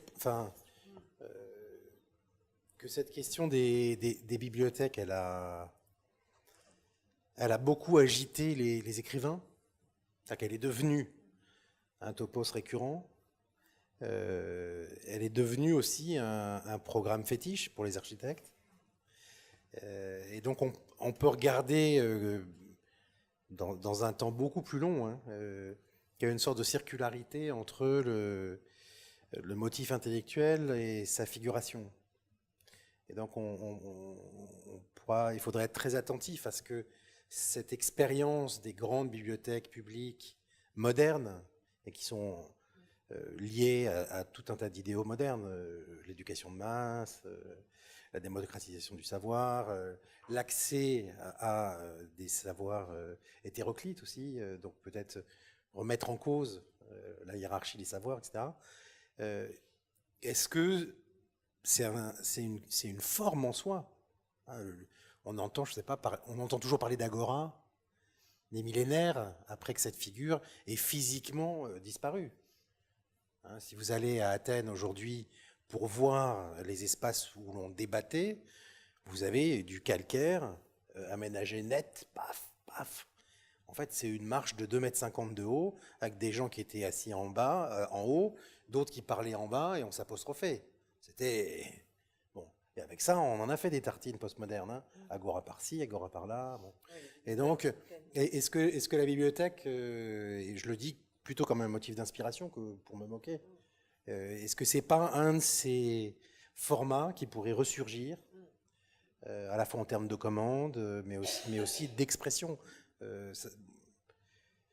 Voilà, je me rends pas compte à quel point tout le monde est ici, est familier et intéressé par les questions stylistiques d'aujourd'hui et des mouvements architecturaux, mais c'est évident que la question du monument et la question des architectures typiques, voire sursignifiantes, est en train de redevenir complètement essentielle, comme on l'avait vu progressivement dans les années 70, comme une manière de résister au langage moderniste qui nivelait tout.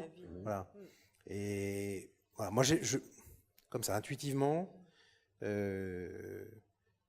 parce que la médiathèque a été une grande blague, quand même, globalement, ça n'a pas empêché quelques chefs-d'œuvre. Il y aura toujours des bons architectes pour détourner les idées un peu bêtes, mais en gros, on est quand même, depuis maintenant presque 30 ans, dans un affaiblissement de cette figure.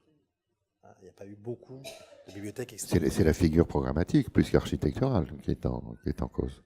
Ah, Il y a- alors ça va ensemble. Mais en même temps, c'est pas possible, puisque 80% d'une classe d'âge va à l'université. Hmm.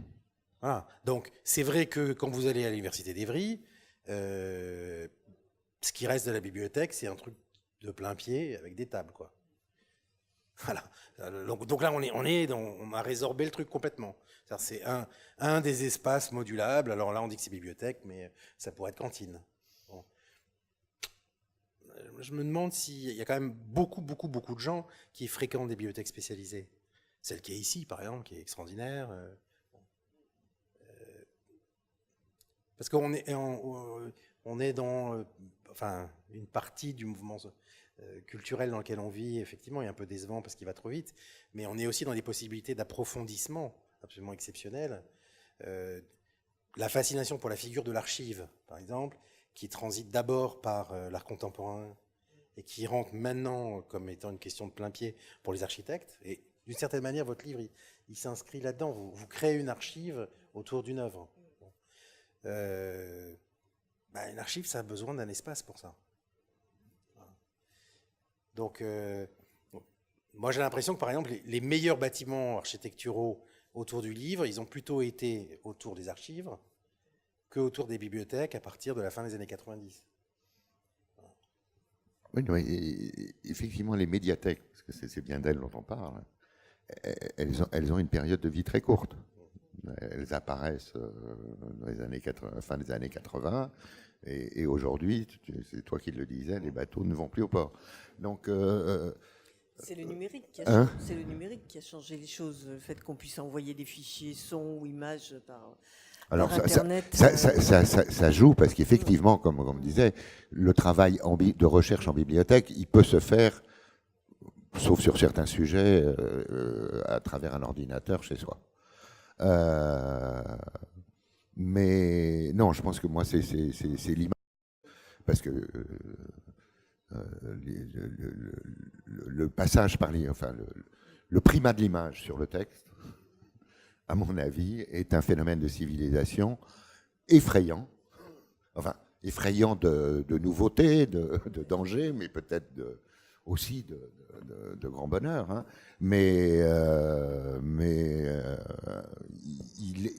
il est effrayant parce que je disais encore tout à l'heure que le texte, c'est avec le texte qu'on écrit la loi.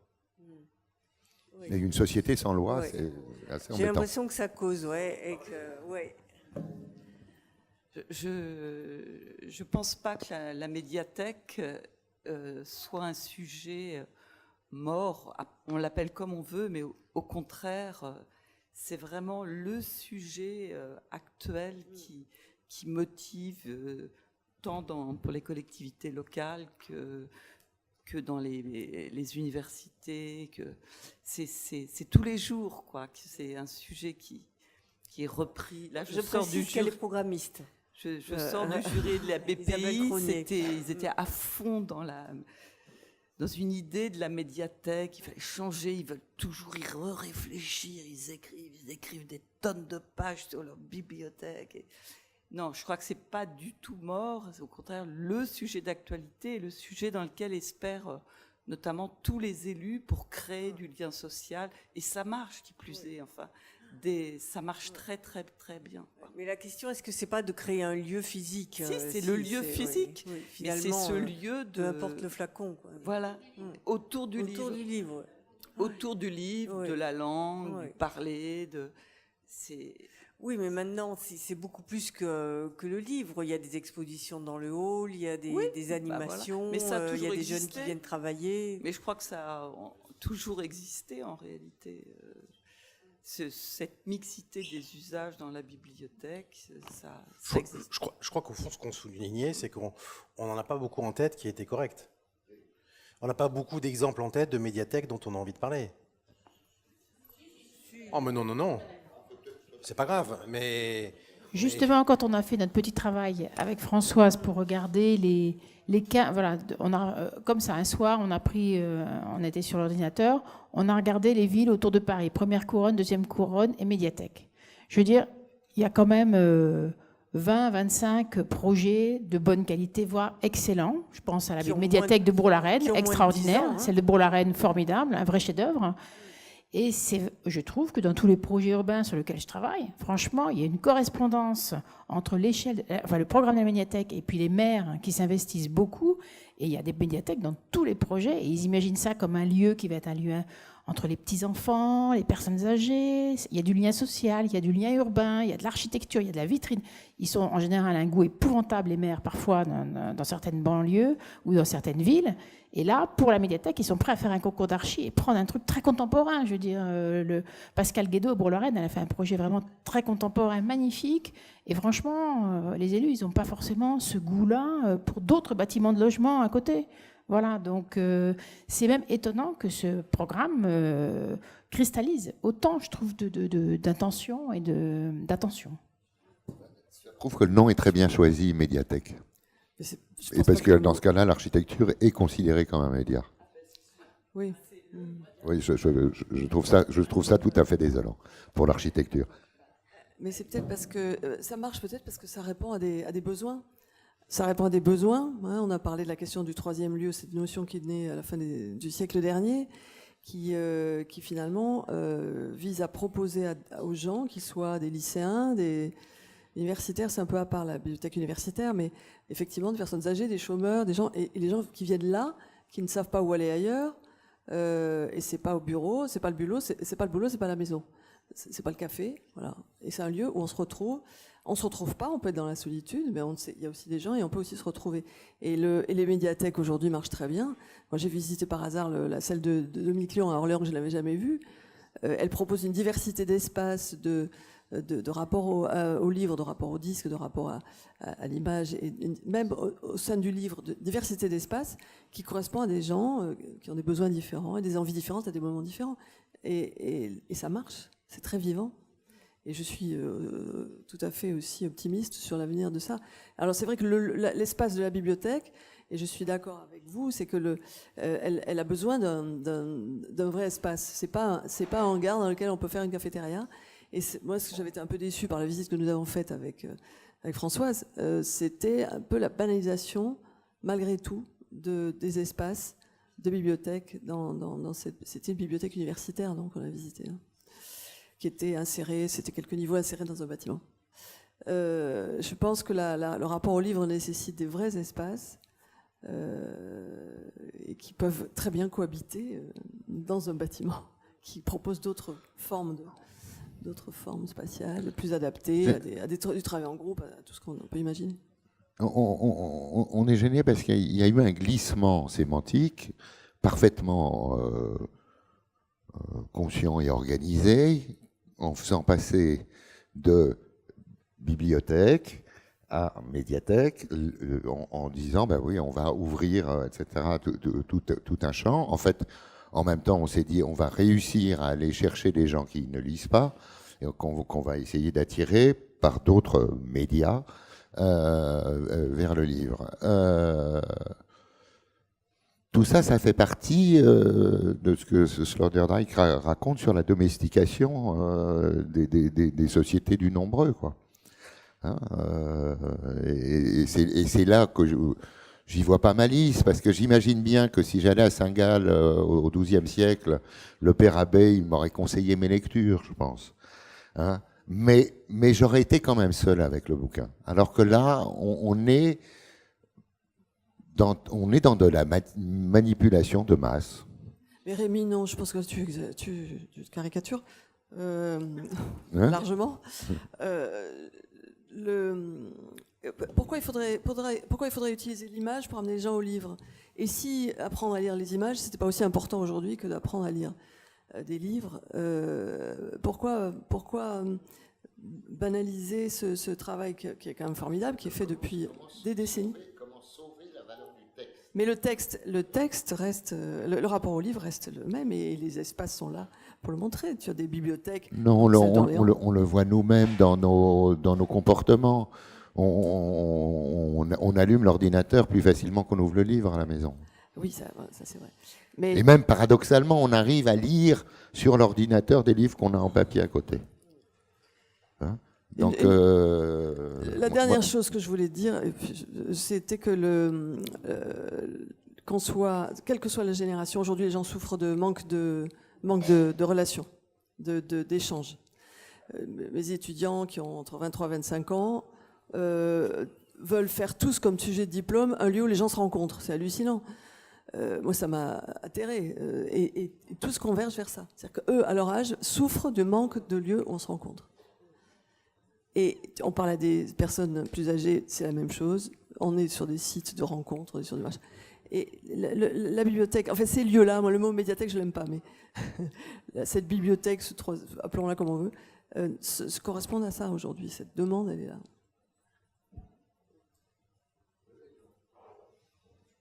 Parce qu'on nous a capté l'attention avec tous ces outils numériques, blablabla, etc. Bon, ça, il faut écouter Stigler et autres, mais ça correspond à un besoin.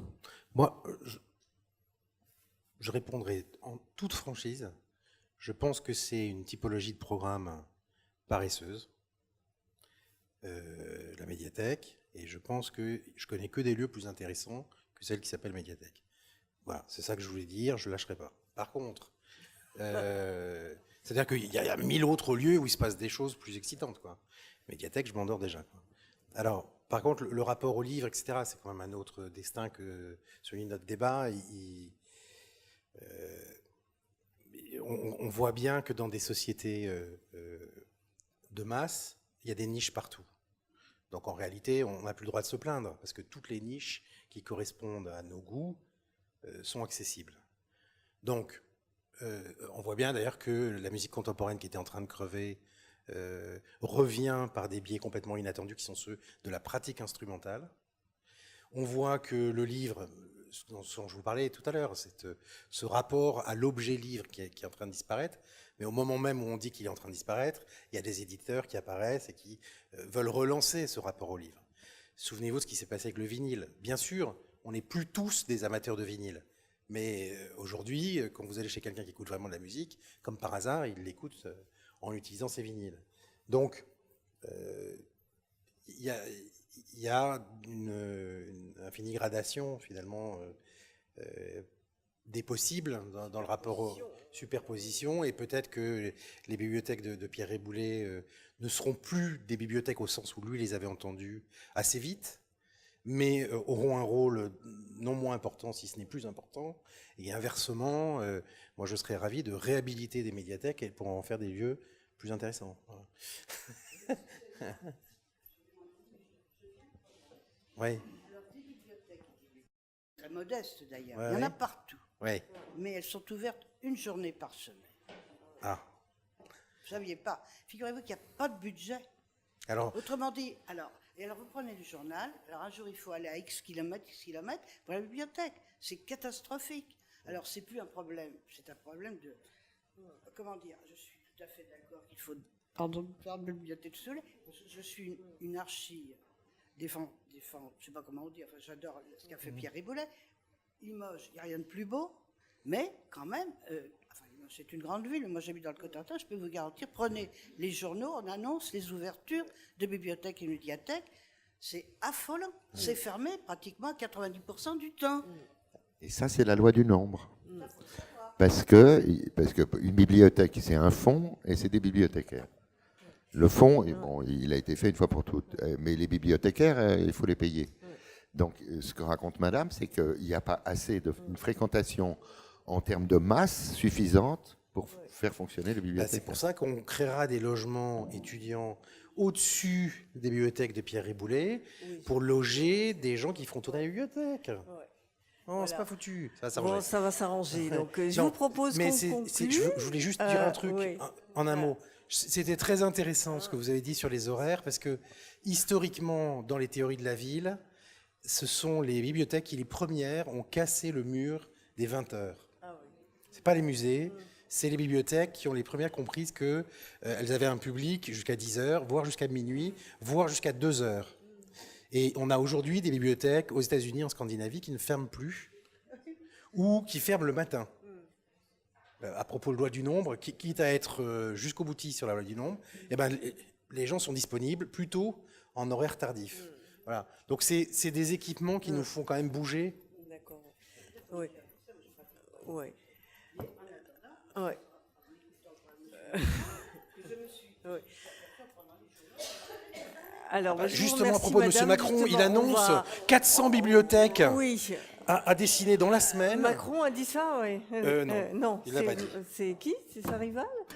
Oui, alors je vous propose parce que ce soir, on avait prévu un buffet fastueux, mais étant donné la grosse concurrence avec l'autre débat qu'on a, finalement c'est terrible, on va même pas vous offrir à boire, parce qu'on a imaginé que tout le monde n'aurait qu'une envie, c'était courir voir le débat à la télévision. Donc je ne sais pas si on a un peu fait le tour, mais... Si ce n'est le voilà. débat, il y a le match au moins. Oui, il y a le match aussi. Donc je vous remercie d'être venus, et puis moi je vous remercie tous les deux, parce que j'ai trouvé ça passionnant.